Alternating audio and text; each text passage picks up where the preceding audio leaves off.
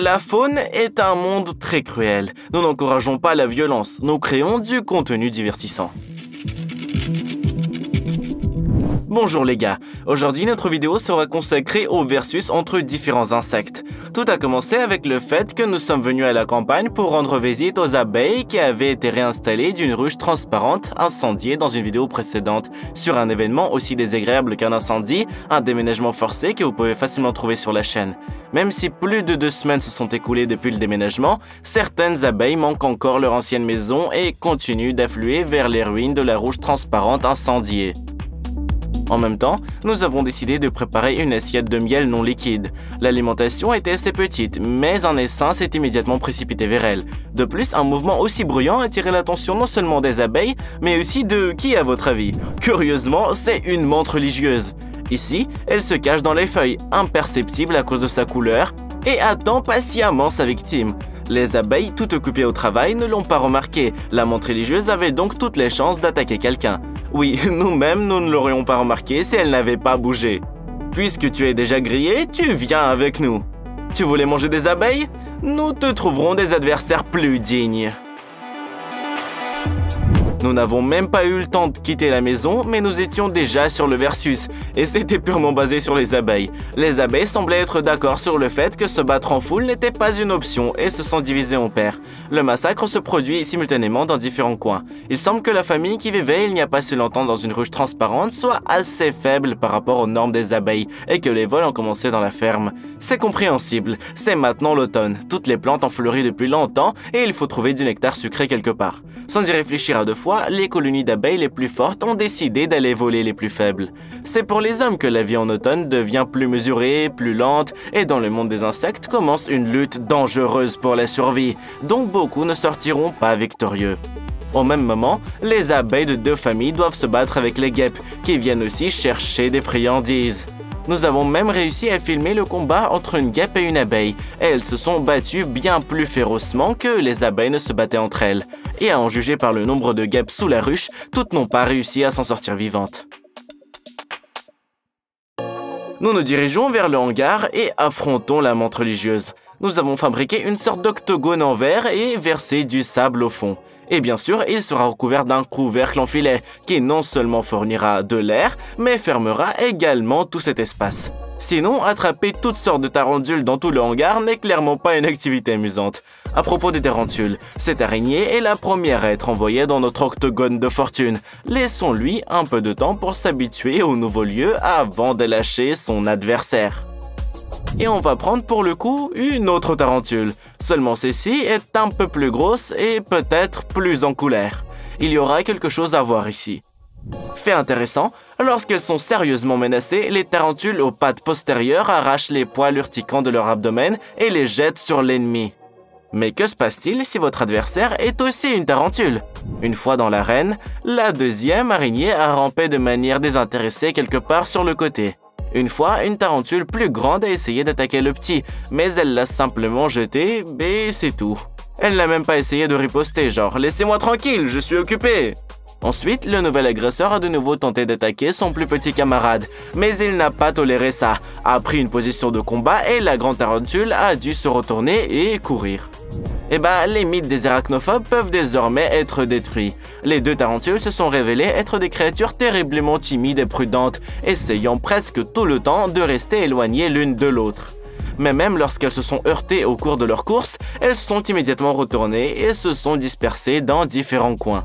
Soit les tarentules sont vraiment si timides, soit elles ne voulaient tout simplement pas se battre avec des représentants de leur propre espèce, ce qui signifie que cette compagnie confortable doit être brisée.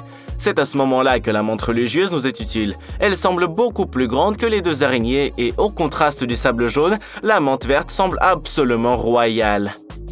À propos d'un art martial chinois du Wushu, il existe un style de menthe religieuse, mais le maître l'a appelé ainsi non pas pour sa beauté, mais parce qu'il a observé comment cet insecte attaquait rapidement et brusquement une cigale. L'apparition d'un nouvel invité a définitivement attisé les araignées. La plus grande tarentule a même chassé la plus petite du coin et essayé de sortir de l'octogone de verre. D'un côté, rien n'a fonctionné pour elle, mais de l'autre, c'est bien qu'il y ait un couvercle. La menthe religieuse est calme et ne réagit en aucune façon à ça. Mais voyons comment les événements évoluent ensuite. Probablement que les deux tarentules ont réalisé quelque chose, alors elles ont décidé d'entourer la menthe religieuse des deux côtés. Le ver lui-même se tient dans sa célèbre pose de prière et semble très calme. Mais qui sait ce qu'il a dans la tête? L'assaut des araignées n'a pas duré longtemps, et le grand gaillard a tracé dans le coin opposé. La menthe religieuse a progressivement commencé à s'habituer à l'octogone de verre et marche maintenant d'un pas vif sur le sable en regardant autour d'elle. Quand elle s'approche, les tarentules ne savent même pas où aller. Mais très vite, l'insecte en a eu marre et il a commencé à essayer de ramper. Encore une fois, c'était une bonne idée de mettre un filet, sinon la menthe religieuse se serait confondue avec le revêtement de sol vert et on ne l'aurait pas retrouvé plus tard. Mais la tentative a échoué et il est tombé. Depuis une position couchée, il a encore essayé d'attaquer la tarentule qui courait, mais elle a habilement sauté et a également tenté d'escalader le mur.